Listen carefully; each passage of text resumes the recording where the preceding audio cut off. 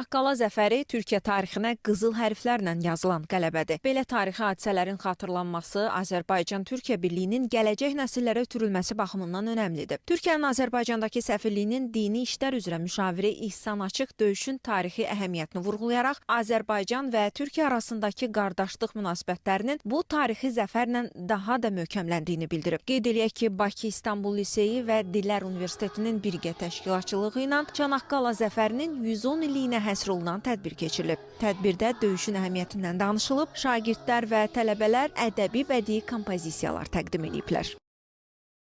Bize düşen şu, o Çanakkale ruhundaki o eşsiz o güzelliği, o ruhu yeni nesillerimize aktarabilmek, kahramanlarımızı, şehitlerimizi unutmamak ve unutturmamak. Hamdolsun bugün de yapılan bu programla bir nevi Çanakkale ruhu yeniden canlandırılıyor. Biz öz şagirdlərimizi, liseyimizin şagirdlərini, tariximizi, mədəniyyətimizi, əsas olan Türk tariximizi aşılamaqla böyük qürur hissi keçirdirik. Məqsəd burada şagirdlərimizin öz milli, mənəvi dəyərlərimizlə birlikdə böyüməyi və təhsil almağıdır.